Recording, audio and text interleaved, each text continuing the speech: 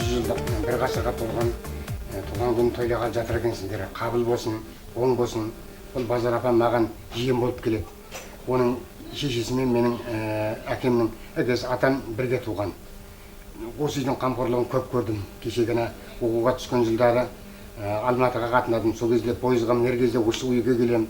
Қайтып келе жатқанда пойыздан түсем, түнде қыздары мінгізіп салады, күтіп алады. Сондай қамқорлықтарын көп көрдім. Бұл жақсы адам еді. Адамға сондай мейірман деді. Жақсы адам еді. Өзде бәлен қыз өсіріп, ұл өсіріп, сондай неге бөленген адам ғой, үлкен адам. Сол 90-ның нешеуінде, бірнешеуінде келіп, қайтыс болды. Енді жатқан жер жайлы, топырағы торқа болсын, кейінге қалған ұрпақтары жалғаса берсін, аман болсын, дендері сау болсын. Мына жасап атқан ғасырлап тойы бұл үлкен бір қыздардың ұйымшылдығының арқасында болып атқан шаруа ғой.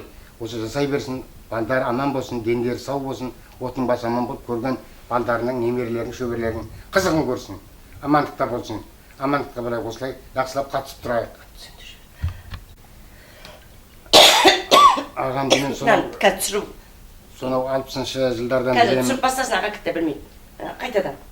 Ағамды мен Смайыл ағамды сонау 60-шы жылдардың басынан білем, апамды білем. Осы аралдағы келетін екі үй болса соның бірлік еді, қамқор еді, сол бірге сөйлесіп тұратын еді, өткен кеткенді айтып, туыстығымыз қандай, туысқандығымыз қандай, соларды бір-бірімізге талдап, сондай айтатын еді.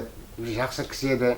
Ең бастысы әйтеу мысалы Арал тұзда жұмыс істеп жүргенде әбетке өсиетқа шаруаммен келем Аралға, аудан орталығы. Сонда әбетке түстен кейінге шаруам қалса, бітпей қалса, осы үйге келем, әбет ішем, міндетті түрде апаммен сөйлесем. Жақсы адамдар ғой бұл. Апаммен ағам ынтымағы мықты адамдар еді. Ағамда Смайыл ағамда ұзақ ғұмыр жазасын енді ертерек неғылып кетті. Ол енді Алланың жұмысы, Алланың жұмысына шаруа жоқ. Екеуі де мықты отбасы еді, жақсы балдар, қыздар өсіріп шықты, жиендерін көрді, несін көрді. Сол қызығы жалғаса берсін, аманшылық болсын, жақсылық етсін. Әсіресе апам кейінде мына сол енді мына балдарымды үйлендірді, қыздарымды несінде тұрмысқа берді қыздарын. Сондай жақсылық бірін-бірін несін тауып, жалғасын таба берсін, аманшылықта болсын, аманшылықта қауышайық. Бәледен сақтасын, бақытты тұрған болсын. Алла тереге берекет берсін. Алла тағала мына жасап жатқан садақаларыңыз қабыл етсін. Алла осы жерде қана қуаныш, береке болсын. Кемпірдің нағашыға тамақ алып келеді. Оқы. Алла құранды оқы. Аржанға әуелген бөлесі.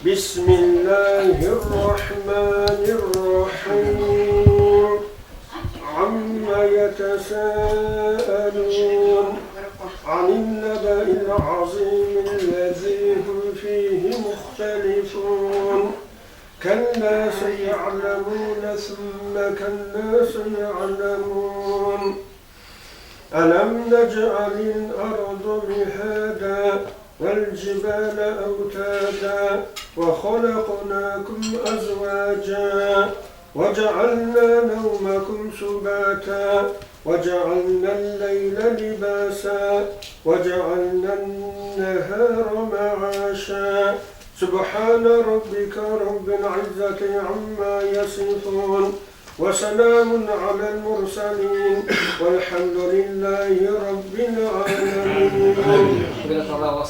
Оқыған Құран сауабын әуел арнайлап әуеліп пайғамбар Мұхаммед Мұстафа саллаллаху алейхи ва саллям әдейі арнайлап осы Тағалға қызы базары жүріп.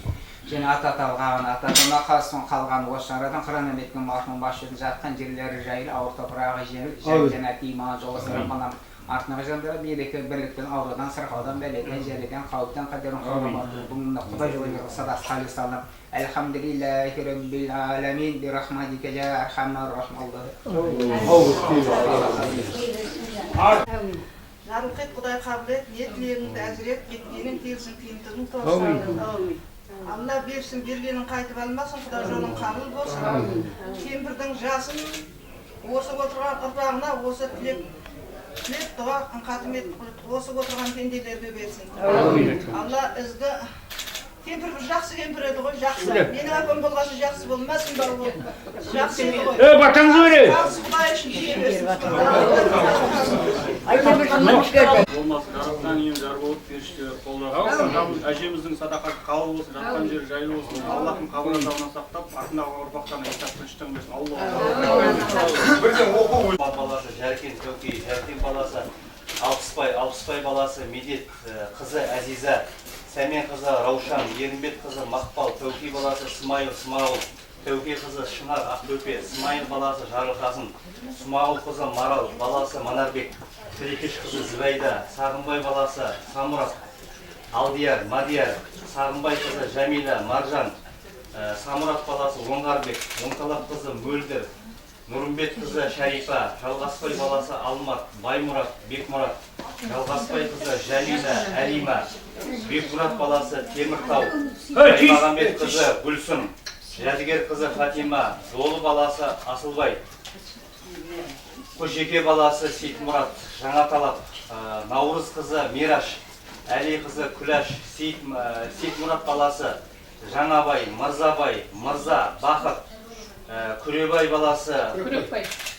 баласы Баймырза, Ақмырза, Баймырза баласы Сағыныш, Абат, Сабыр, Болат, Қайраттың рухларына, Ақмырза баласы Нұрхан, Алдан баласы Дабылдың рухына, Дабыл баласы Қази, Бүркіт, Арыстан, Үрстенің рухларына, Мадияр қызы Күніш, Қази баласы Амангелді, Дәстен, Ғалымжан, Тайжан қызы Қарлыған рухларына, Бүркіт қызы Айгүл, Сержан баласы Темірбай баласы Алдаберген, Сералы баласы Темірғали, Бейбіт, Алмағамбет баласы Шәмел, Икбай, Қоныс баласы Сұлтанай, Қарасай баласы Жандос, Әжғұл баласы Қайыңбай баласы Зинулла, Ақжан баласы Қанибай баласы Зинулла Серттің рухларына. Алдаш қызы Рәш, Мырзалы баласы Жәрмелет, Түлеулі қызы Әнәпия, Мыңғышпан баласы Ақберген, Торғай атамыздың рухына, Торғай баласы Тағбергеннің рухына, Мұстафа қызы Шолпан, Тағберген қызы Сәтен Таразы базардың рухларына. Түлеужан баласы Әбдуәли баласы Бақытқан, Ізләт баласы Мұхамбет Қари баласы Табанбай, Мұхамбет Қари қызы Баянның рухына. Төрехан баласы Абылай баласы Асқар Бесен, Баймағамбет баласы Шуақбай, Әбілқайыр баласы Ран, Жарулла баласы Қартамыз, Сейілхан қызы Несібелі, Сағидан баласы Сансызбай, Мұрат баласы Рахат, Мұратбай баласы Нұрмағамбет, Тұлғабай баласы Баймағамбет, Сағынбай, Есентүгел қызы Зияда, Қоңыз қызы Ажаркүл, Өтембет баласы Жарулла, Іскендір қызы Әлпеш, Қаналы қызы Күлпаш, Сейілхан баласы Бақытжан баласы Медет, Сипан баласы Аманкеті Асқар, Амандық баласы Бейсен, қызы Бақытгүлдің рухларына, Жаныс баласы Әлмырза баласы Жасұлан, Сәдуақас баласы Есет Бекеттің рухларына, Есет баласы Нұржанның рухына, Мералы қызы Қарлығаш, Құдайберген қызы Қарлығаш, Серікбай баласы Зейнеп баласы Орақ, Сәдуақас қызы Жәнипа, Ділжан баласы Қуантқан, Ділжан баласы Кенжебай, Қуантқан баласы Жақсылық, Жаймахан қызы Мәрияштың рухларына. Жалмырза баласы Сағидулла, Қасым қызы Шара, Жолай баласы Насирадин, Сәрсенбай баласы Ақұзақ баласы Сәлжекен, Жұмахмет қызы Патшагүл, Ізмұрат баласы Елбосын, жақында қайтқан Бақпан баласы Иман ағамыз рухына. Осы аттар аталған марқұмдар рухларына, аттар аталмай қалыс қалған, осы әулетте шаңырақтан дәметкен, ойларыңызда жүрген, көкейлеріңізде жүрген барша момын мұсылмандар рух шарифтеріне бағыштаймыз. Халиса лиллахи тағала. Алла тағала қабыл етсін. Амин.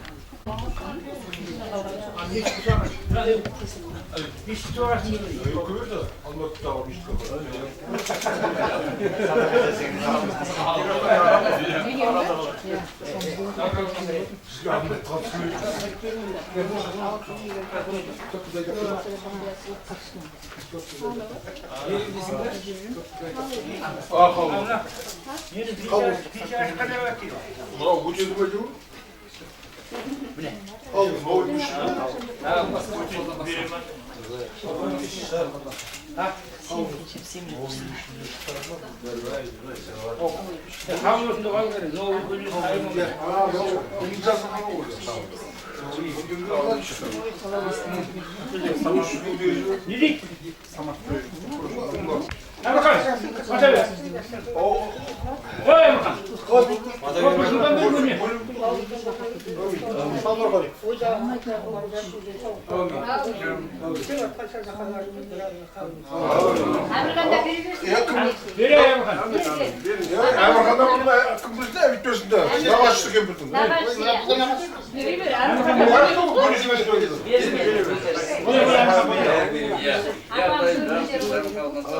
Astırganlarga beriki versin, otlarga bilgi versin, balaşlarga aman bolup tektirgin sağlayın.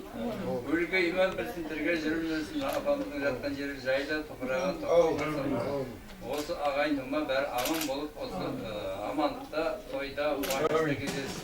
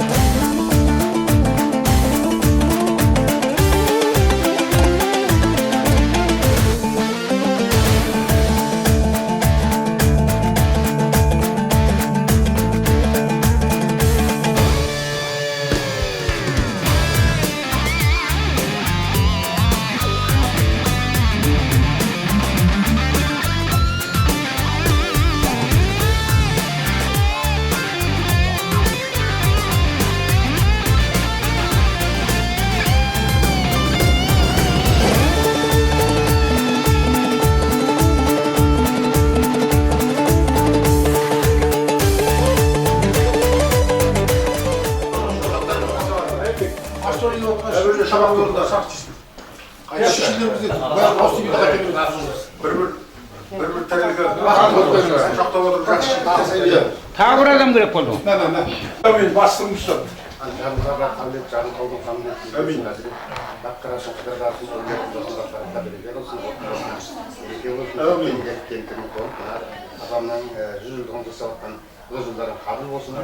Өлігей мәтілге береке берсін, аман болсын. Ең бір баққа жасап, жүз жасасын.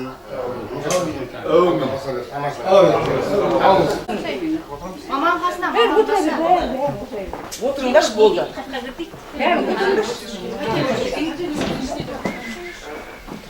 Мына тур деген бола ма сендер жастарыңа қарай бір.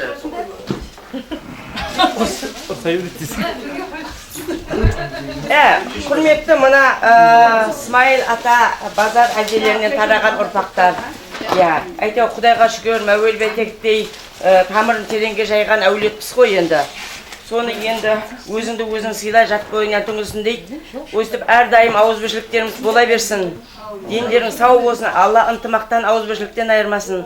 Сол мына енді әжелерің 100 деген ажас емес, 100 жастан кішкене мына теберік болсын әжелеріңнен. Соны енді өздеріңе берейік деп жатырғанымыз. Асия. Ей көкем. Міне, Ақгүл. Міне, Ақмарал. Беттерін сүртіңдер, әлі мұншаға барыңдар, бота. Ап келе беріңдер, ал қалған қайда? Тарас бес.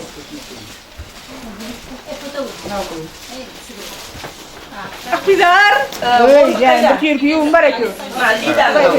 Ең үлкен, жиенің үлкен Lidam не? Бида өрен. Bir. Күлішкі қайда? Айда міне.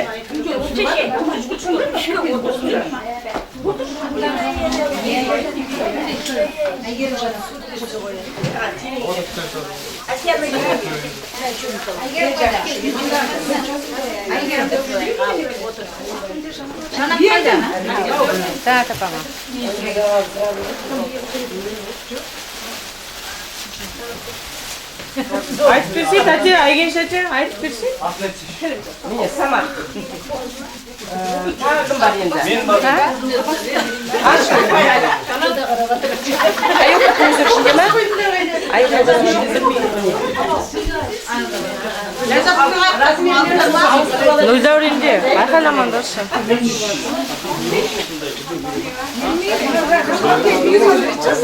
Қыздар менен қолдарға беріп атыңыз.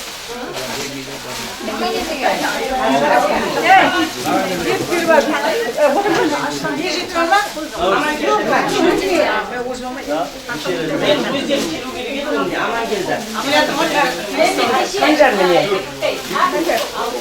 Листқанды берді.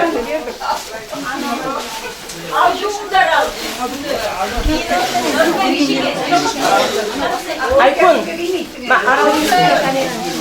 арал берді. Қайлап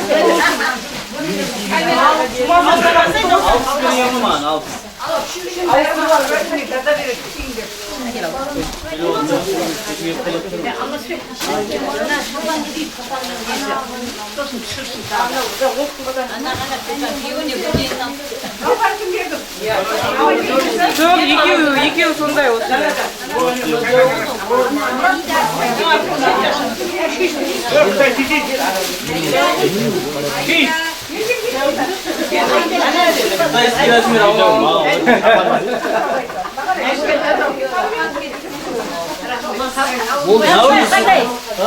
Кешеше Киіп алған осы болды.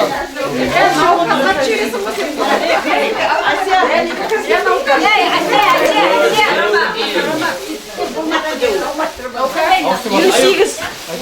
48 керек.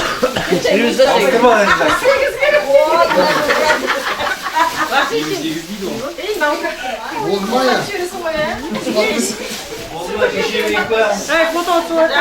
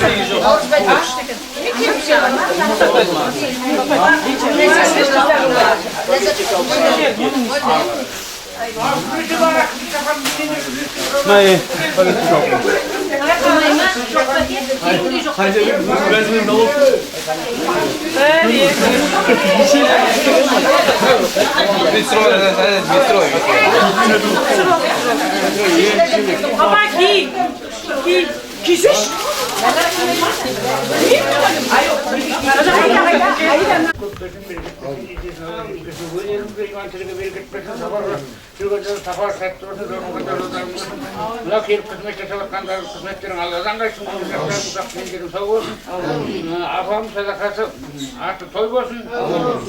Әрдайым қуанышта тойда қауышақ, үстіп тапсыраңыз, апам жүргізді қағым.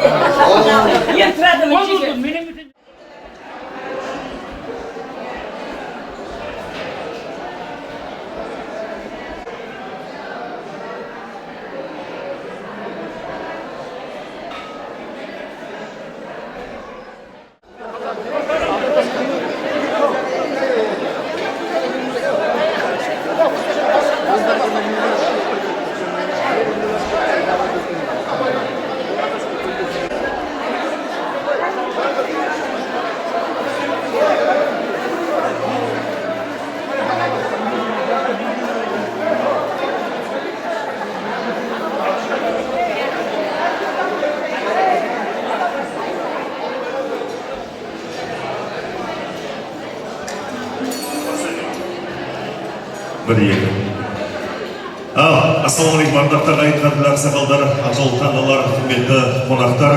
Бүгін біз бір әулеттің, бір шаңырақтың берекесін кіргізіп, ғасыр ғұмырды өнегесін қалдырған, ұрпағына мейірім мен тәрбиені мирас еткен аяулы Базар анамыздың туғанына 100 жыл толуына орай рухына тағзым жасап, дұға бағыштау үшін жиналып отырмыз. Қазақ халқы үшін ас беру, жоқтауды жаңғырту емес, өмірде өткен жанның ізгі ісін ұлықтап, рухына құран бағыштап, кейінгі ұрпаққа өнегесін аманаттау. Бүгінгі жиынның басты мұраты осы. Қадірлі қауым, Алла Тағала қасиетті Құранда әрбір жан өлімнің дәмін татады деп баян етеді. Бірақ адамның артында қалған игі ісі, берген тәрбиесімен өсірген ұрпағы, оның сауап дәптерін жалғайтын мәңгілік мұрасы. Алла Тағала оқылатын Құранды, жасалатын дұға тілектерді қабыл етіп, сауабы Смайыл ақсақал мен Базар анамыздың рухына жете берсін демекпіз. Ендеше қасиетті Құран кәрімді оқу үшін Аянбек бауырымызға кезек береміз.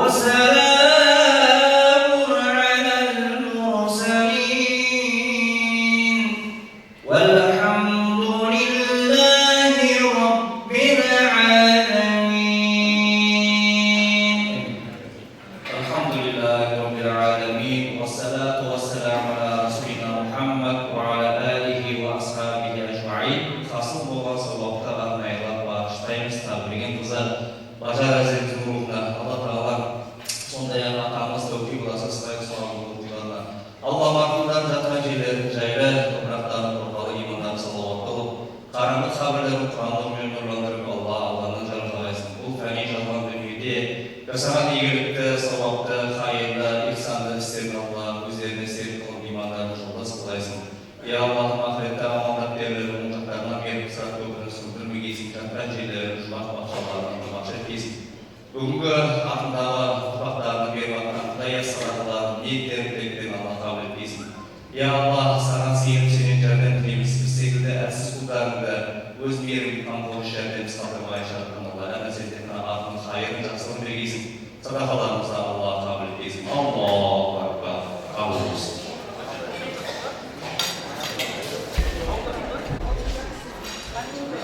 Амин. Алла қабыл етсін. Қадірлі ағайын, астан дәмнен алдыңыздар, микрофонды кішкене басыңдап қоялым. Қадірлі қауым, шаңырақтың шайқалмай, ұрпақтың азбай, әулеттің тозбай өсуі көбіне ер мен әйелдің бір-біріне сүйеніш бола білген парасатынан бастау алады. Бұл ретте Смайыл ақсақал мен Базар анамыз тағдыр қосқан жар ғана емес, ұрпаққа үлгі болған өнегелі отбасының иелері еді. Бірі шаңырақтың керегесі кеңейтсе, бірі оның берекесін арттырды. Бірі әулеттің сыртқы жүгін көтерсе, бірі ішкі ынтымағын бекемдеді. Сол кісілердің татулығы мен еңбегінің арқасында бүгінде тамыры тереңге кеткен үлкен әулет қалыптасты. Өмірге келген 10 перзенттен тараған 33 немере, 90-ға жуық шөберелер сол қос бәйтеректің жемісі, сол кісілерді маңдай кермен тәрбиесінің нәтижесі. Смайыл ақсақалдың елге сыйлы азаматтығы, ағайынға жанашырлығы, отбасы алдындағы жауапкершілігі мен Базар анамыздың ақыл парасаты, сабыры мен мейірімі бір арнаға тоғысып, кейінгі ұрпаққа өнеге болатын үлгі, үлкен өмір мектебін қалыптастырды. Бүгінгі аз тек еске алу ғана емес, осы шаңырақтың берекесін келтірген, ұрпағына адалдық пен еңбекқорлықтың үлгісін көрсеткен Смайыл ақсақал мен Базар ананың жарқын жолына көрсетілген құрмет деп білеміз. Қос тағдырдың жарасымы, қос жүректің бірлігі арқасында қалыптасқан бұл әулет бүгінде өсіп өркендеп, ата мен ана аманатына адал қызмет етіп келеді. Бұл ата-ана тәрбиесінің жеңісі, отбасы құндылығының салтанат дейміз. Қадірлі әлеумет, қазақ қариясы бір үйдің қазынасы бар дейді. Көпті көргеннің бір ауыз сөзі, кейінгі ұрпаққа өмірлік өнеге. Бір әулеттің кешегісін де бүгінгісінде таразылап, өткеннің аманатын бүгінге жеткізіп жүрген үлкендердің орны әрдайым бөлек. Ендеше Смайыл ағамызы мен Базар анамыздың қуанышы мен қиындығын бірге бөліскен әулеттің ақсақалы, бөрі ағамыз бен әулеттің берекесін келін болып кіріп, абысын болып бекемдеген күміс жеңгемізді естелік сөз айтып, ізгі лебізін білдіру үшін ортаға шақырамыз.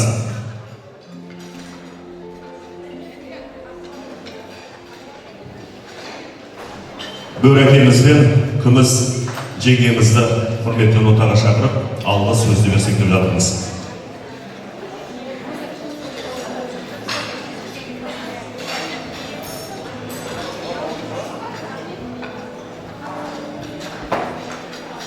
Жоғардан сөйлейін десеңіздер, микрофонды сол жаққа апарып беретін боламыз.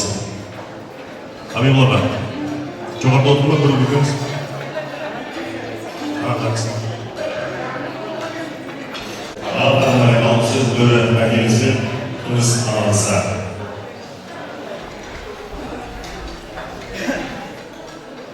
Құрметті ағайын, құрметті садақа басшыларымыздар. Енді бүгін Смайыл ағамның балалары мен қыздары бірігіп мынау Базар шешеміздің 100 жылдығына арнап садақа беріп, Құран оқып жатырмын, сол ниеттері қабыл болсын деп тілеймін. Енді Базар шешеміз үшін айту үшін әуелі Смайыл ағамды айтпаса болмайды. Біз енді Смайыл ағам Отан соғысынан келгеннен осы шешемізбен бас қосып, шаруашылыққа жетене кірісіп кеткен адам, әсіресе балық шаруашылығына қызмет істеп, басшы қызмет етіп, бірнеше колхоздарда председатель болып, елдің басшысы болған адам Смайыл ағам. Осы Смайыл ағамның халыққа беделді, жағымды, сүйкімді болу себебі бәрінен қол жеткізген мәселесі осы Базар шешеміздің еңбегінің арқасында. Ағам жұмыс істеп, күндіз-түні далада айлап жүрген кезде шешем осы ағамыздың отбасының берекесін кетірмей, балаларын тәрбиелеп, келген қонақтарын қабылдап, ағайындылармен қатысып, барлық жағдайлар жасаған. Сондықтан осы Смайыл ағамның тәубейдің Смайыл деген алаңға жайылған атағап беруіне сол Базар шешеміздің үлкен еңбегі болған. Енді Базар шешеміз марқұм осы Смайыл ағамның қызметін жасай жүріп, 10 балалар тәрбиелеп, ағайын туғаннан қатысты құда жекжаттың көңіл тапты, Смайыл ағамның құдағын жайлап, осының барлығы сол Базар шешеміздің жақсылығының арқасы. Енді осы Смайыл ағам мен Базар шешеміздің жастарының сізге келуіне байланысты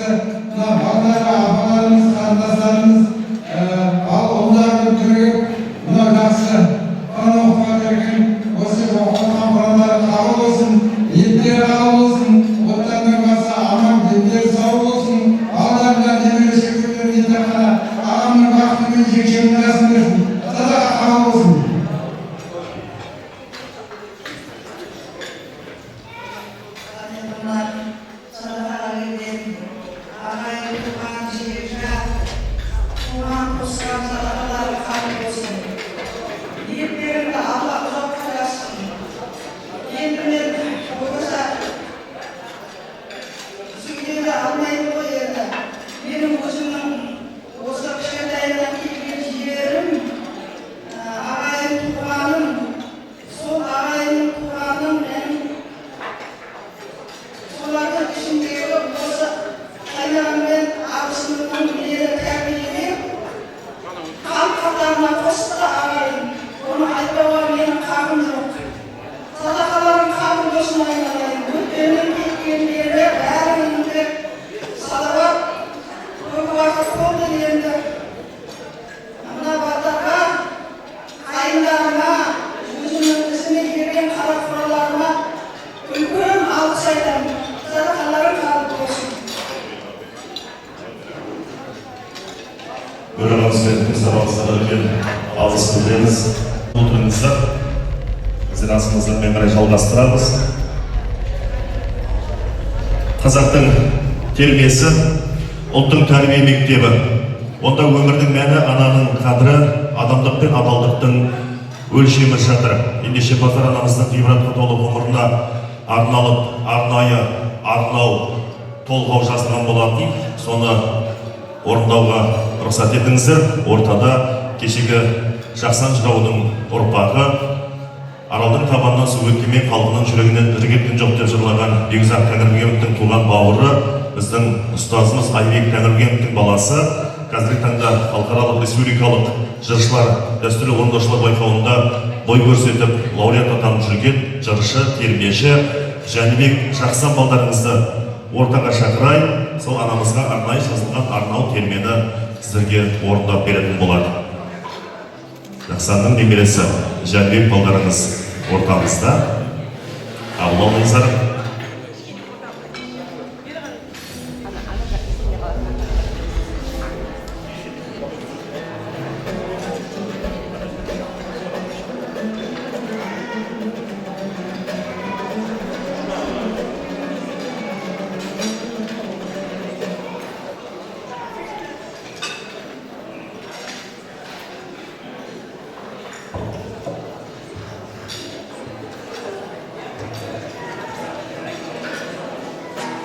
Қадірлі ағайындар, бүгінгі асымыздың себепкері Базар анамызға арнайы жазылған арнау болатын, соны баршаңыздың тыңдауларына сұраймыз.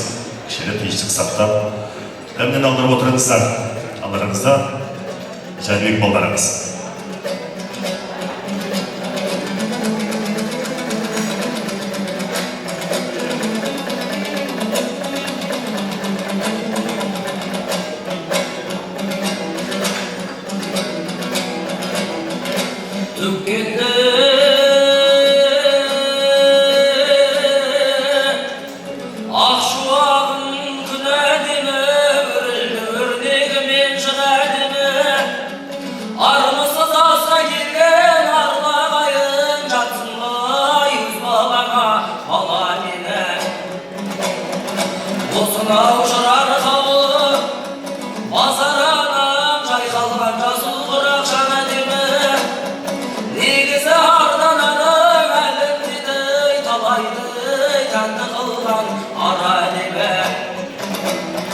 Жарықтық Исмайылдай, әкемізге құлайды көзі қосқан қамап еді. Ардақты ана деген есім берген ақ сүтін ұл мен қызы адал енді. Жарықтық аман отты ортамызда, 100 жасқа бүгін толған болар еді.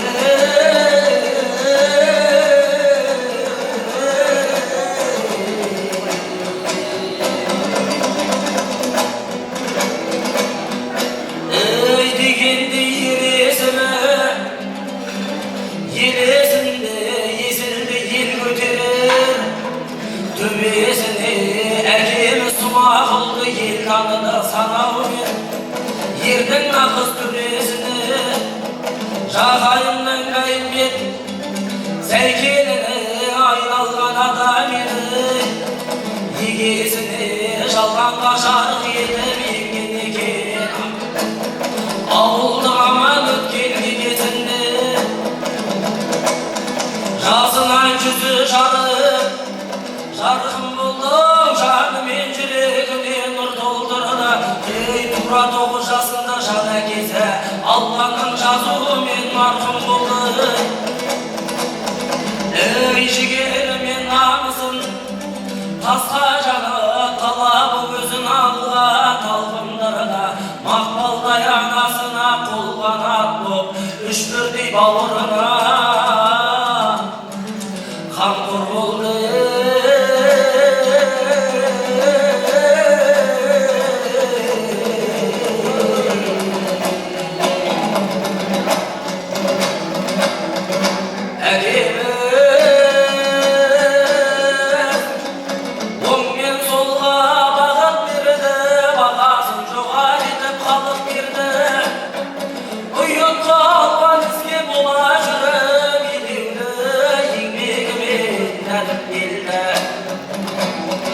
Колхозға талай басшы болып өшпейтін әдейлерге жарық берді.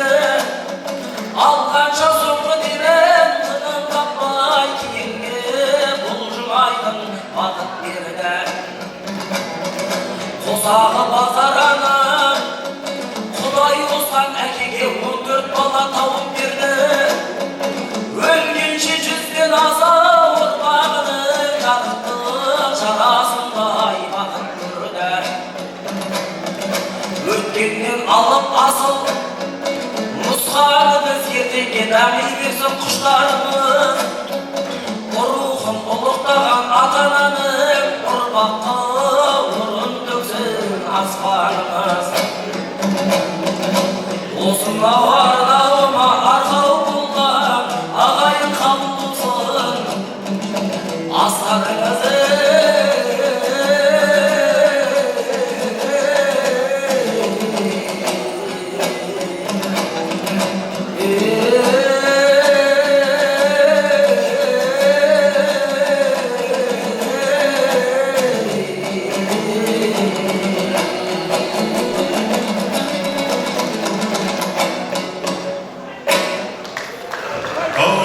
Қолда батыларыңыз беріп отырыңыздар. Жәнібек жақсан балаларыңыз әкел болса арнайы арналы орындап жатыр. Неке ақпаларыңызға кішкене ашылуда беріп жатыр. Бұл енді 100 жылдық ас болған ең қадірлаған жырау жырларды осындай кішкене алтын бірге арнасын деп жатырмыз. Осы өнерде жүрген бауырымыз Жәнібек жақсан балаларыңыз керемет арналы орындап беріп жатыр. Бұл арнауды арнайы осы аста орындалсын деп ұсыныс тастап ақындарға арнайы жазылған біздің Гүлфайдус әтемізге де үлкен рахмет, алла разы болсын дейміз. Мен алдырып отырыңыздар, әрмен қарай асымызды жалғастырайық. Қадірлі қонақтар, құрметті меймандар. Кейде бір сурет, мың сөзден, бір бейне бүтін бір ғұмырдан сыр шертеді. Баршаңызды экранға назар аударып, анамыз бен әкеміздің ғибратты ғұмыры бейнеленген арнайы роликті тамашалауға шақырамыз. Өткен экраннан көрінетін әрбір сәт Смайыл әкеміз бен Базар анамыздың маңдай терімен жазылған өмірінің шежіресі ұрпағына қалдырған өшпес ізі деп білеміз.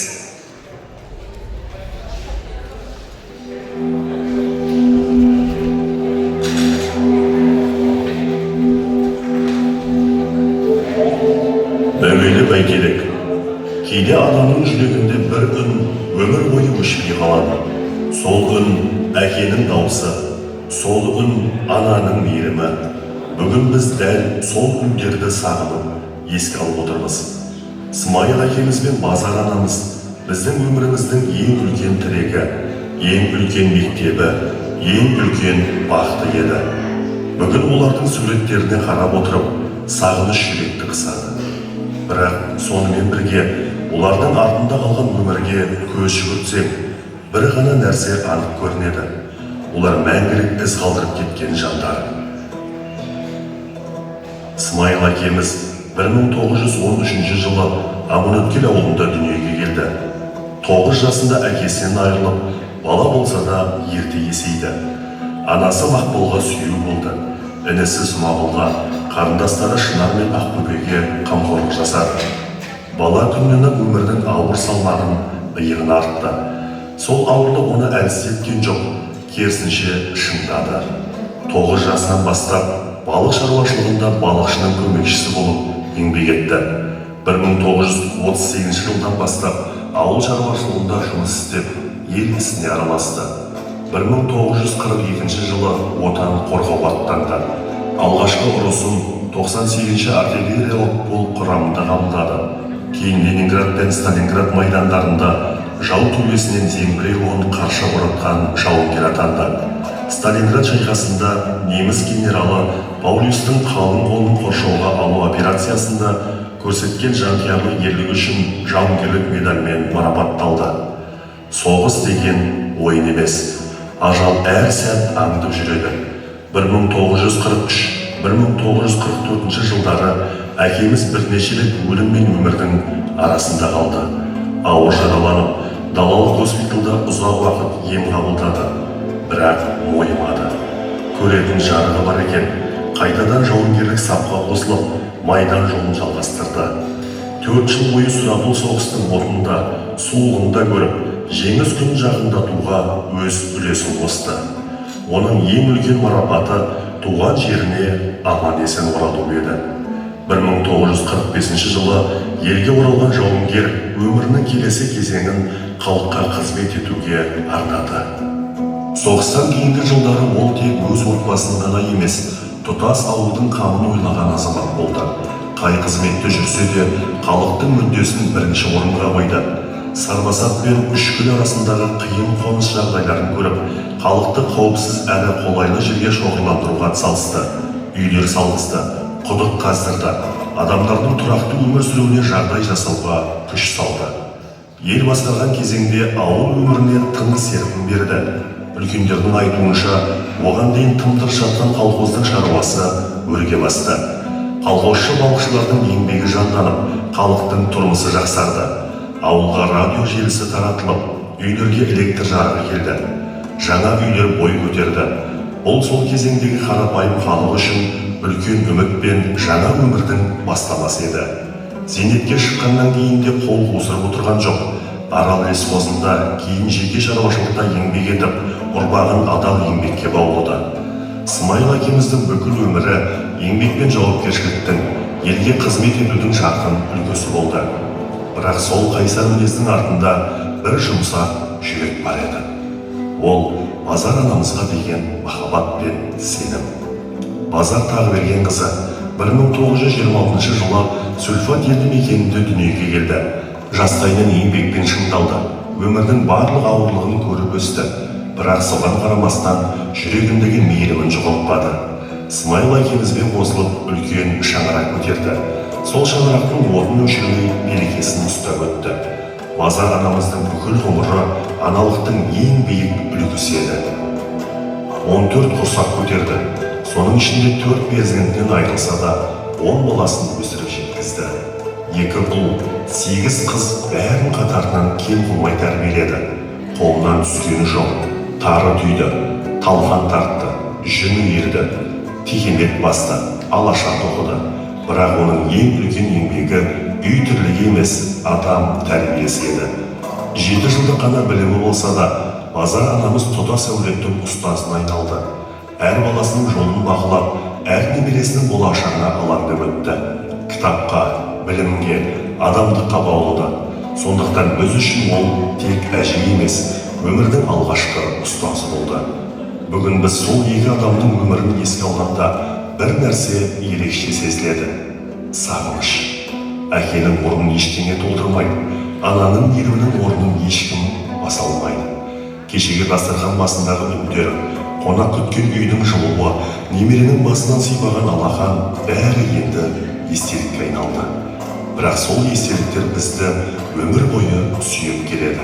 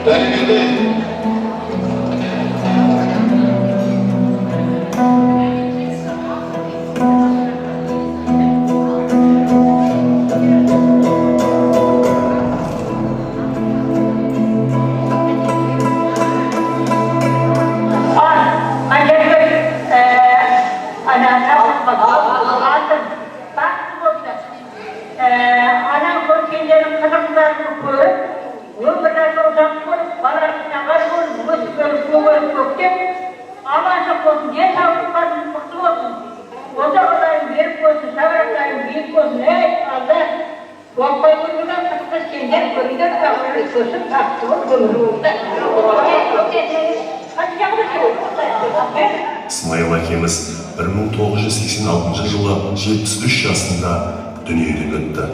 Ал Базар анамыз 2023 жылы 97 жасында өмірден озды. Екеуі де артында үлкен әулет қалдырды. 2 ұл, 8 қыз, 33 немере, 90-ға жуық шөбере.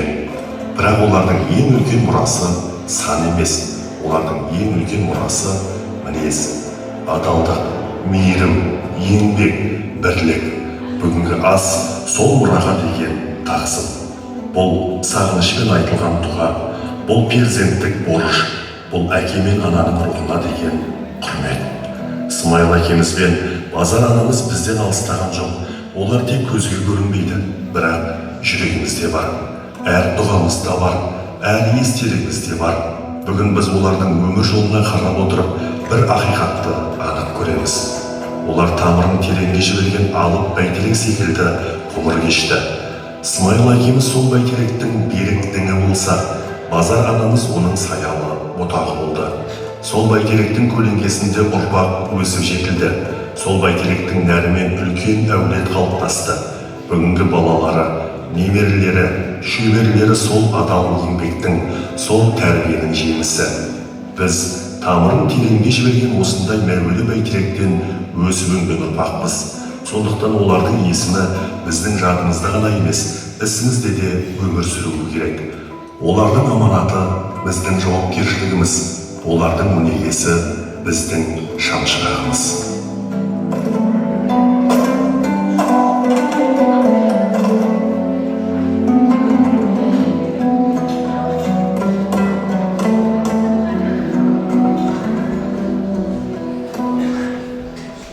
Тірі кезінде балдарына, ұрпақтарына берген батасы да бейнетаспаға жазылып қалған екен. Сол батасымен ұрпақтар өсіп өніп жатыр, Аллаға шүкір. Өйткені қайталмай қабыл болатын дұғаның бірі сол аналардың ұрпағын тілейтін, жасайтын дұғасы деп жатыр.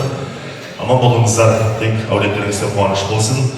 Үш жұрттың ұлығы деп, ұлысы деп, сөзінің бұрынғының дұрысы көп. Мен сені жақсы көрем, нағашы жан, ардақты анашымның туысы деп. Жарқ етіп жақсы аға ат маңдайын, тірей бер біздің үйге ат маңдайын. Қараймын көкжиекке күнде тұрып, артында анам келе жатқандайын дейді. Қадірлі қалай қазақ халқы ежелді нағашы жұртты төріне оздырып, ерекше құрметтеген. Себебі нағашы мейірімнің, туыстықтың, ізгіліктің белгісі. Ендеше Базар анамыздың төркін жұртының атынан келген қадірлі Матол ағамызға сөз берсек дейміз. Матол ағамызды құрметпен ортаға шақырамыз.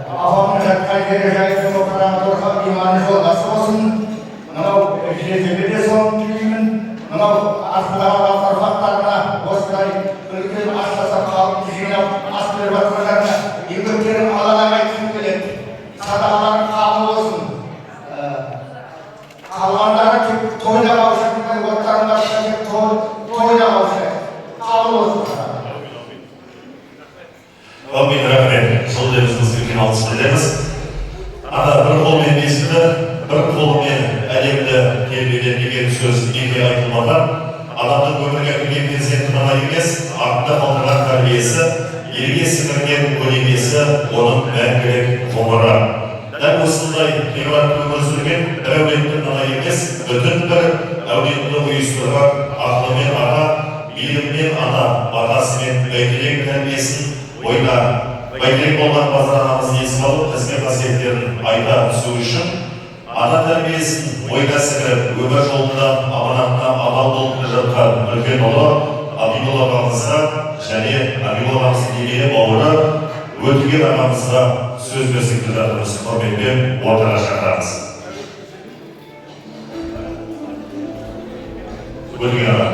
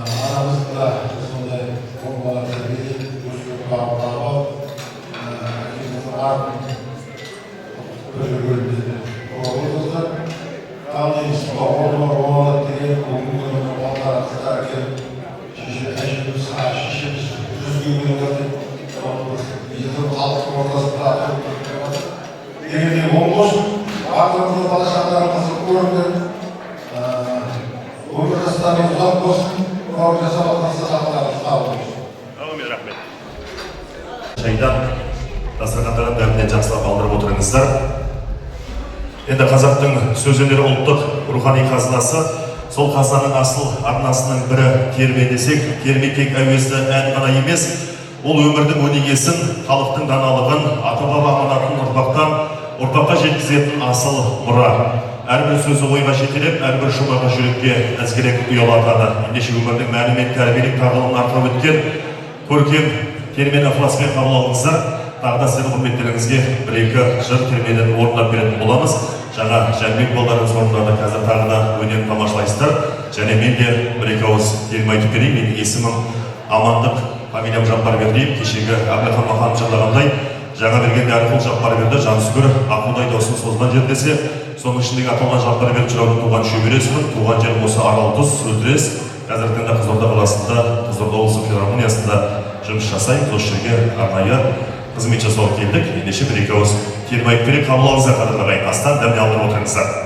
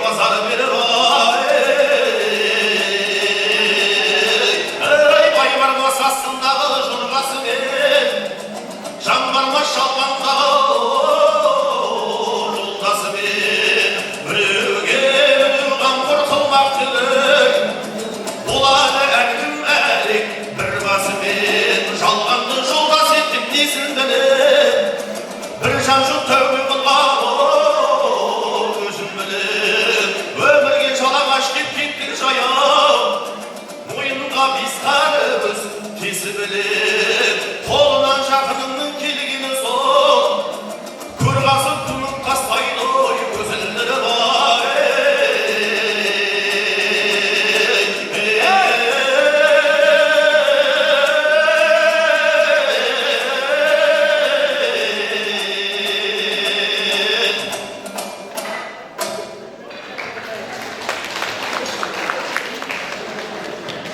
Мен және ең жақсы қолдарыңыздан да бір-екеуіңіз тербетіңдеріңізді қадірлі ағайындар.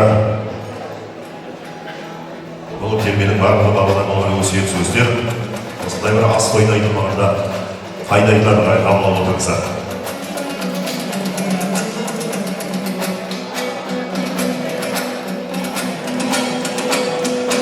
Ey adamda kasiyet olmasa, düzülmek birev sökkenden, azamatlıkka жатпайды өз туысын жек көрген, жалғыздық жанға жанаспас, үй жақсы қонақ көп келген. Ey үлкенді сыйлап қадірле, көп біледі көп көрген, солардың болсын айтқаны көпсті бастан өткерген, қадірлі маңдай теріңді далаға шашып төккенді. Ey baymalım bakkan babamız, bir yaprak külşüşü, kaldıram şurday şekbeni. Ey jasının adı üçbeydi, dünyadan yeti güçkenmen, şamanın barı bilgisiz köktürek koyavuruz gelmen.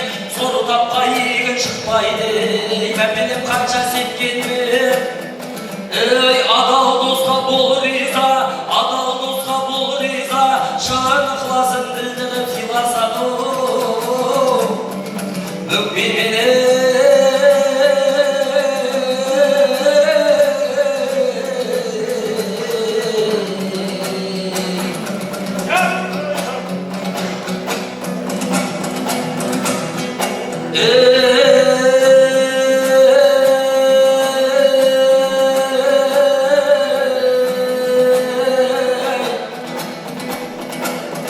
Ey bilmeysin kançaldın da, ғұмыр барын бір алла сенгеніңді, сен ғаның өтерсің құдіретіне басын деп, кеудегіне шыққанын шашығын жаның.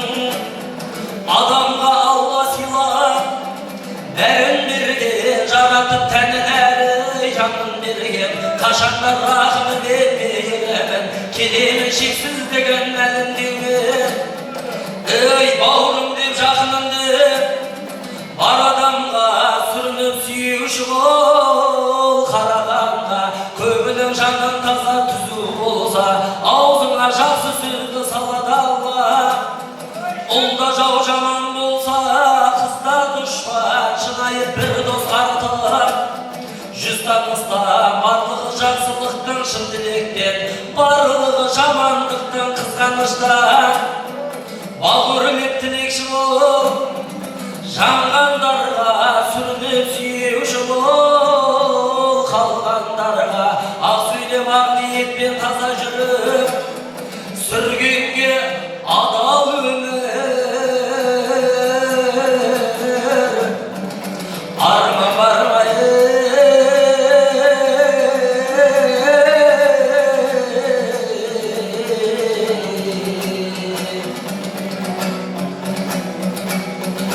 Өлең айтсаң, ән салып, халқың бұриып тыңдасаң, төрелім келсе алдыңа, өлсең де айт турасың. Жолдас болсаң жақсы бек, теңгер мыңға бір басың. Жалданып кетпесәң жерде жұмысың бітіп тыңдасың. Қайта келмей орнына, алмаса қылыш сындасың. Жолдас болсаң, жаманмен ашылмай таудан бір басың. Ата-ана деген ұлықты өлгеніңше сыйларсың. Жаман деме жарыңда, құдай жұттау құлғасың. Сүйгені сұлу әркімді, ағызды содан жанғасың. Десте бермей, кей жаман шайғанып тені қаңғасың. Үйді менен байдан көре алмай бірақ қырбасар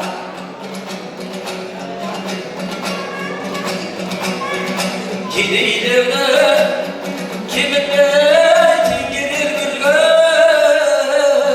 атбасын талайлар өтті жалғаннан мезгілді күні толғасын не алып кетті ай өмірі ақылың болса ойласаң тіршілікте шалқып қалай кейінгіге де сөз қалсын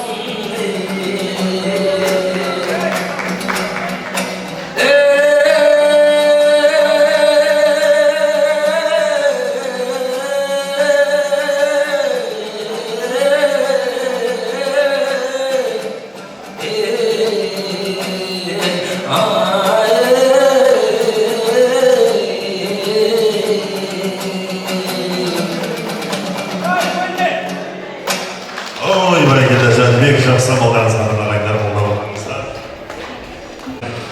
Оны мұқият тыңдап отырған қабыл отырғыздарға келген алғыс білдірем, салтанаты болсын, қадірлі меймандар. Енді асымыздар мәңгілік тағына жалғастырайық. Адам баласы бұл дүниеге мәңгі тұрақтамайтыны баршамызға белгілі. Мәңгілік болатын артында тек қалған ізгі ісі, тәрбиелі ұрпағы және халықтың дұғасы. Бүгінгі басқосуымыздың рухани мәнін тереңдету түсу үшін сөз кезеген әулеттің жиені Аянбек бауырымызға ұсынсақ дейміз.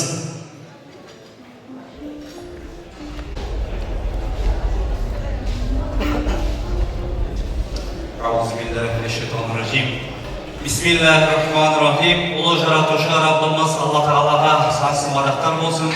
Пайғамбарымыз Мұхаммед Мұстафа саллаллаху алейхи уассаламға Алланың сәлемімен игілігі болсын. Ассалаумағалейкум, сәлем бердік баршаңызға. Алла Тағала бүгінгі ниетімізді қабыл етсін. Абай атамыз айтқандай, өлейінді өлмейді, өлерді жан, әсті өлмесін білгенде қылған, ажал келіп басталса, жан тұрласа, өмір қайда, сен қайда, соны ойлар. Адамзат бүгін адам, ертең топырақ, бүгін өмір жарқылдап, алдар бірақ, ертең өзің қайдасын білемісің, өлмек үшін туғансын ойлашырақ деп, құрметті ағайын, адам баласының осы дүниеде мәңгілік емес екендігін, адам баласының бұл дүниеге уақытша ғана келгендігін айтса, міне адам баласы өзінің ұрпағыменен жайқалатындығын пайғамбарымыз өзінің хадисінде айтады. Әрбір адам баласы дүниеден өткен кезде тек қана үш амалы бар, тоқтамайтын дейді. Олардың біріншісі садақаны жария жасаған кісілер дейді. Яғни қандайда бір елде құдық қалдырса қазып, немесе көпір салып берсе, немесе жол салып берсе, әлгі кісінің артына тоқтау сауап артып тұрады. Екінші ғалым адам дейді. Ол ғалым адамның да еңбек қандырып, еңбегі халық өзінің қажетіне пайдаланса, ол кісінің артына тоқтау сауап артып тұрады дейді. Үшіншісі артында ізгі ұрпақ қалдырса, сол ізгі ұрпағы әр уақытта 5 уақыт намазында Раббана ғфирли ва ли валидайя ва лил муъминина яума якумул хисаб. Раббым мені жарылға, менің ата-анамды жарылға, және бір Құдайды өзіңе табынған барша момын мұсылманды жарылға деп міне осындай дуа қылып тұратын болса, әлгі ізгі ұрпағының бір сауабы ата-анасының несіне оң жақ дәптеріне барып жазылып тұрады екен. Міне қарап отырсақ, құрметті ағайын, осы атамыз, әжеміз, ол кісілерді ізгі ұрпақ қалдырды, пайғамбарымыз айтқандай, және де ізгі істер қалдырады. Жаңағы садақаны жария деп жатырмыз ғой. Құдық қазып, елге су шығарып беріп, жаңағы радио жоқ елге, радио светі жоқ жерге свет болдырып беріп, осының рахатын кейін қалып көріп жатыр. Осы атамыз бен әжеміздің артына тоқтаусыз міне сауаптар арып жатыр, құрметті ағайын. Тұрмағанбет атамыз айтады өзінің сөзінде, ұл мен қыздың қызығы тілі анық шыққанша, мергендіктің қызығы көздеген аңын жыққанша, жүйрік аттың қызығы шомылып жерге ұрыққанша, тәтті тамақ қызығы қарнына барып ұрыққанша, татулықтың қызығы кеудеңнен жаның шыққанша деген құрметті ағайын. Сондықтан да осы азғантағанда ғұмырымызда Алла Тағала баршамызға татулы тәтті өмір кеше білуімізді нәсіп етсін, құрметті ағайын. Енді пайғамбарымыз өзінің бір хадисінде айтады, пайғамбарымызға сахабалар келіп сұраған кезде кімге жақсылық жасаймыз дегенде анаңа дейді. Тағы кімге жақсылық жасаймыз дегенде анаңа дейді. Тағы кімге жақсылық жасаймыз дегенде анаңа дейді. Содан кейін барып не дейді, әкеңе дейді. Міне осы 3 рет анаңа деп айтты, 4-шісінде әкеңе деп айтты. Неге дейді ол? Сонда ғалымдарымыз айтады, неге пайғамбарымыз 3 рет анаңа деп айтты, 4-шісінде барып әкеңе деп айтты дейді ол. Сонда біріншісі анаңа деп айтқан себебі дейді, ол сені 9 ай 9 күн құрсағында көтерді дейді, сол себепті анаңа дейді. Екіншісі сені дүниеге әкелгеннен кейін 2 жыл омырауында тасып емізді дейді, сол себепті анаңа дейді. Үшіншісі сен өмірге қадам басып, оң мен соңын танығаннан кейін де үйіңнен шығып, қашан аман есен оралғанға дейін де сенің артыңнан дұғаңды тілеп, тілеуіңді тілеп отыратын дейді, анаң дейді. Осы себепті 3 реттен анаңа деп айтатын себебі сол, құрметті ағайын. Баяғыда бір батыр әрқашанда жауға шапқан кезде үстіне сауытын кимей, басына бұғыласын кимей шығады екен. Сонда қасындағы нөкерлер айтады екен, сен неге осы басына бұғылғанды түсуге сауытынды кимей шығасың дегенде, мен артында анам бар кезде менің дұғам бар, маған жаудың бірде-бір оғы тимейді деген екен. Міне бір күні әлгі батыр жауға шыққан кезде, басына бұғылғасын үстіне сауытын киіп шыққан кезде, қасындағы нөкерлер айтқан екен, анам дүниеден кетіп кетті. Мен құрметті ағайын, кімнің анасы болса, оның дұғасы бар, кімнің анасы кетсе, оның дұғасы да кетті деген сөз. Сондықтан да әрбір адам өз-өзіне бекем болу керек. Алла тағала баршаңызға разы болсын. Әжеміздің жатқан жері жайлы, топырағы торқалы, иманы салауат болып, беріп жатқан бүгін Құдай ас садақаларымызды Алла қабыл етсін. Қабыл болсын.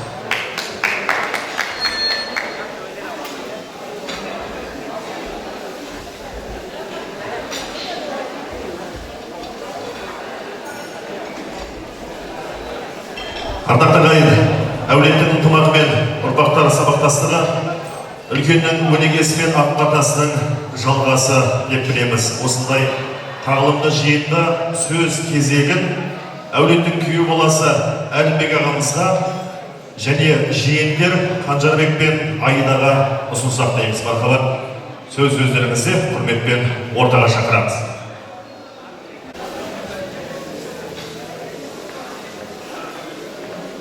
Әлімбек ағамызды құрметпен ортаға шақырамыз.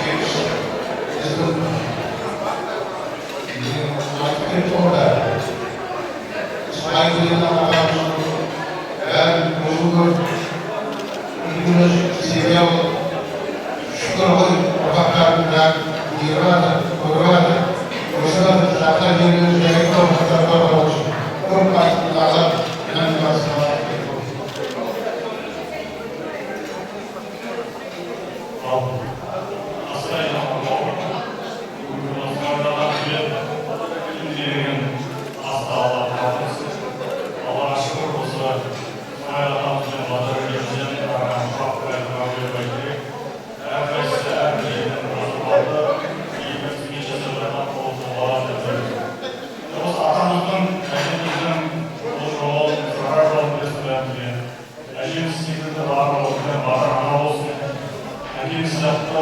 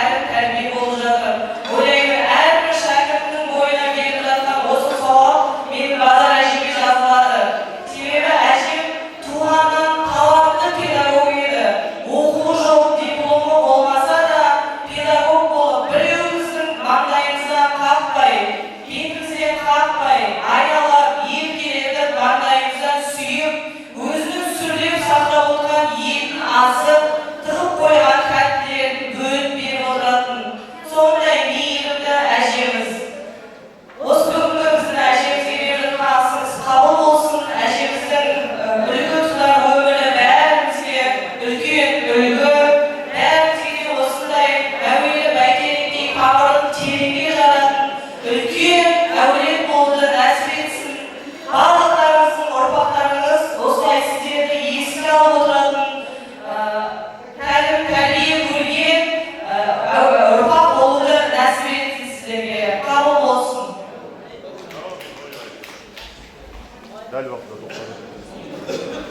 Рахмет, Алла разы болсын. Жол өздеріңізге келеріңізге алсын. Тілерсіз үлкен аса дайындалды, sonra ап көрген сарғай. Қабыл алыңыздар, ас келіп жатыр ағайын.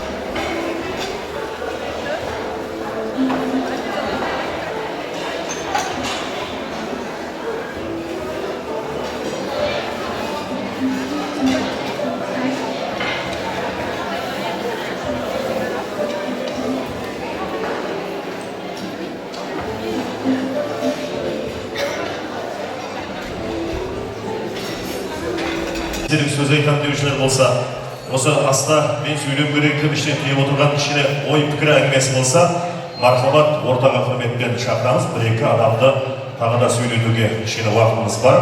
Және біз Күнімжан апайымызды ортаға шақырамыз. Бай мырза, бізді Күнімжан апайымызды құрметпен ортаға шақырамыз. Жоғарыға сөйлейміз ба? Және қолға сөйлеймін.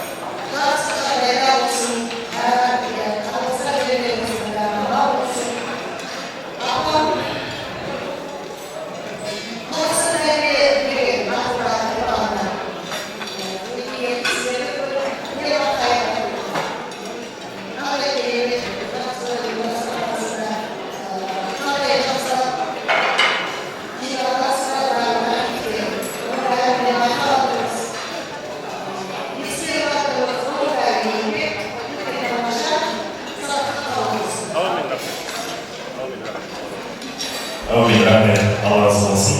Алла игілігіңізге бар жақсылықты берсін тілейміз. Және осы жерде Мағрюса апамызға да микрофон ұсынып, бір-екі ауыз жолдаймыздың тыңдасақ деп жатырмыз. Мағрюса мойында құрметпен отыра шақырайық.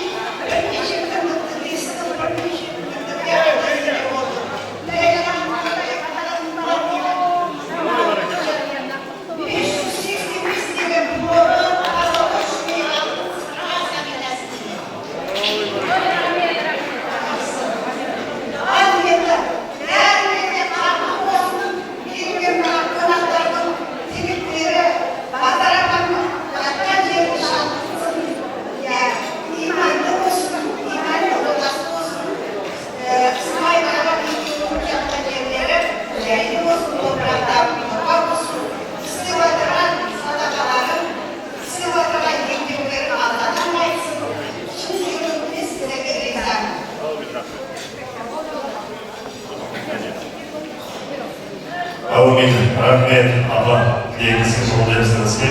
Сенің айтылған сайын, оның ғұмыры ұрпағының жүрегінде қайта жаңғырады десек, ананың жүрегіне ең жақын жандардың бірі, ол қыздары ана мейірімін, ана сырын, ананың үнін жүрегінде сақтап қалғанда солар. Бүгінгі тағылымды бас қосудың қорытынды сөзін Базар анамыздың қыздары Бақыт және Гүлфайрuz апаларымызға және барша бауырларымызға берсек дейміз. Баршаңызды ортаға шақырамыз. Келіңіздер, барша осы әулеттегі бауырларымыз, ағаларымыз, апаларымыз, құрметті ортаға келсеңіздер. Әкеміз бен анамыздың ұрпақтары.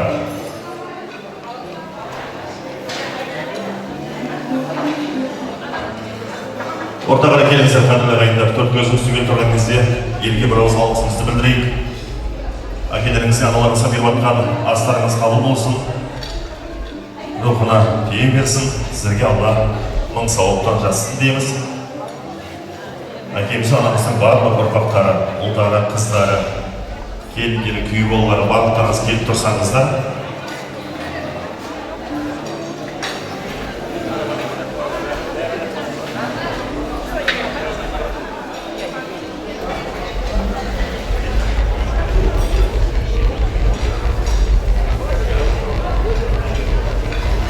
Бүгінгі жылы ауылбасы келді, қош жерлерді қойғанға өсіңіздер болады. Төрге шығып келді емес.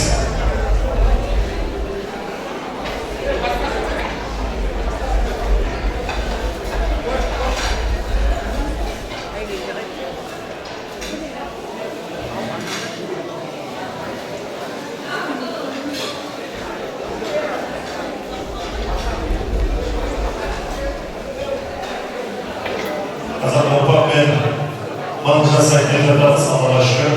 Исмаил әкеміздің Базар анамыздың ұрпағы, Алларыңызды құттықтаймын. Мың жасаңыздар, отбасыларыңызға үйлеріңізге шаттық болсын.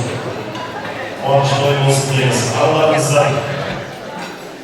бәрі сөйлеуден емес еді, бір-екі адамдарға сөйлесе, алтын ауыз алғысын білдірсе болады. Ақтаға сөз өзіңізде.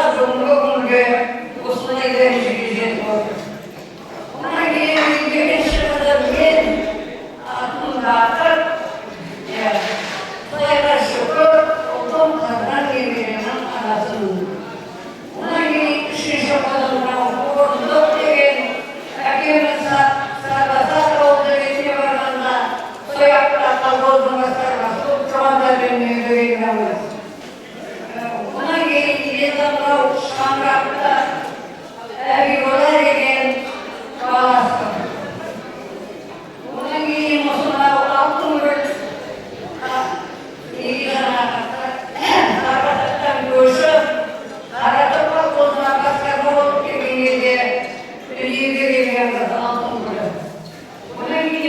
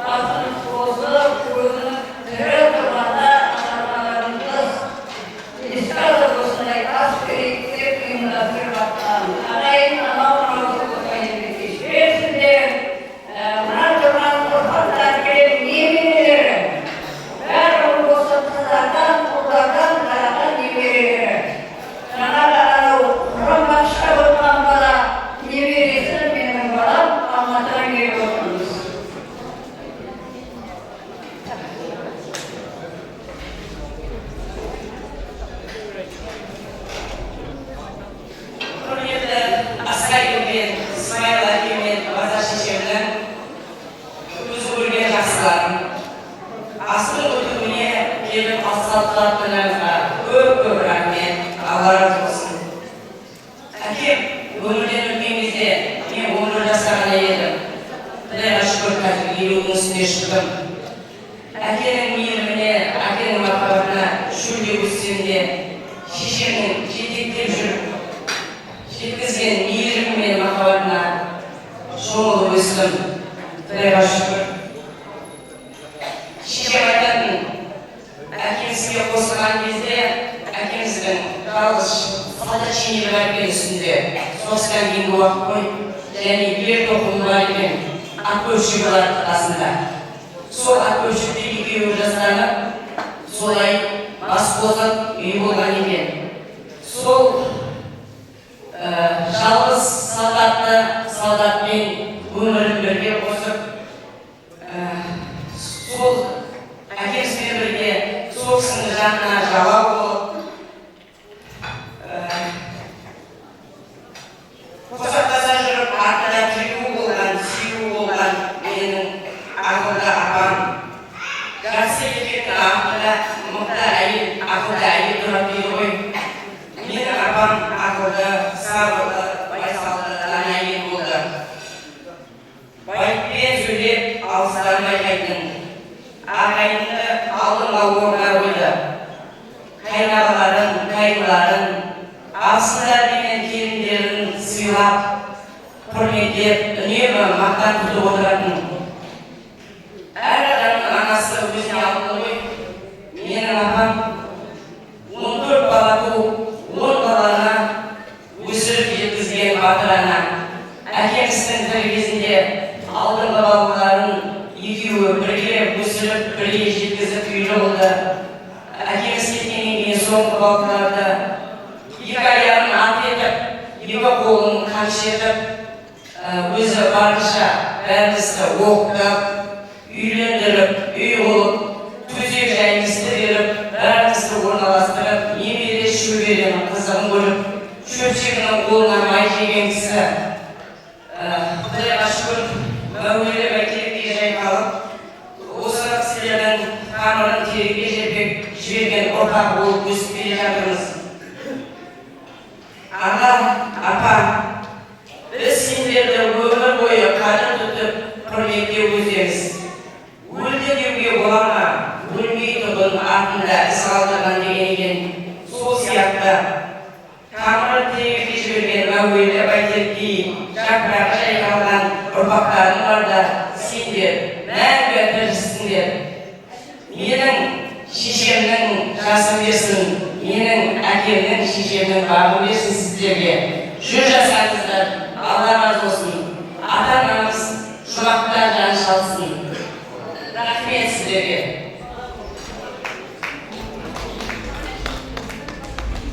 Осы енді әулет түгендесіп жатыр, бейбіт астарыңыз қабыл болсын. Енді осымен бағымыз түгел болса жаңа арасында арнайы сұрап өткен сөйлеген кісі болса егер ұсынамыз еді, барлығы осы бір тілектер, бір ниеттер қосылып жатыр. Барлығы осы үлкен салтық болса, үлкен астықлаған маңызды әулеттің келіндері барлығы ортаға шақырайық. Әулеттің келіндерді бұл асқа арнайы дайындық бергенмен барлығы бірдей көйлек, бірдей камзол, бірдей орамал. Сый құрметтеріңіз алладан қайтсын дейміз барша ағайын туыстар әулеттегі келіндерге. Ақырлап әдемілеп тұрып, жоғары қарай бағынып, үлкен астың табағын алыңыздар әулеттің келіндері.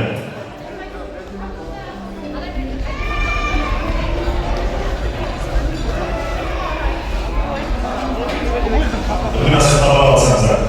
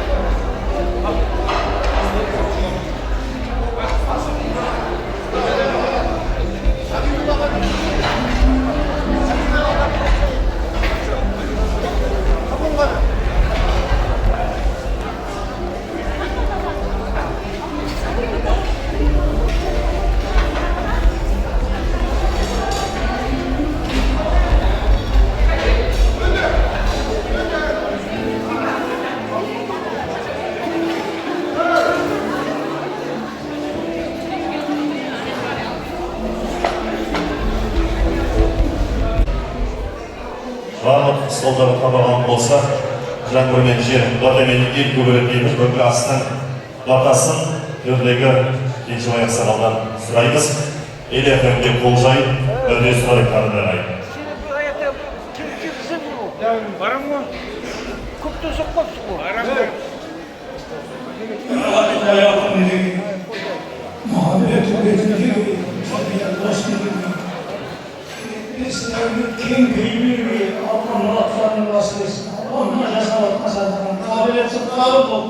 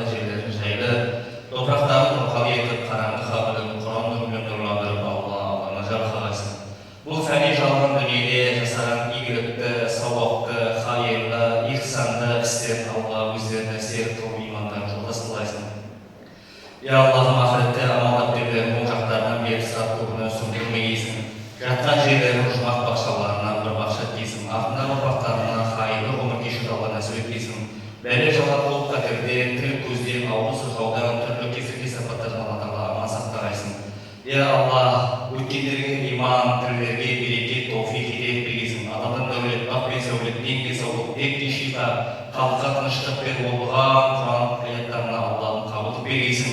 Я Аллахым, бала шағаларымызды балдайды, тырла көр бастаған әбістерімізді, тырла көр отағасыларымызды иман, тырла көр жолыққанды жорғалап, тырла көр шаңырақтарымызға бақ пен бақ орнасын, бір Алла өзі сүймелеп қана болғасын. Аллаху акбар. Қабыл болсын.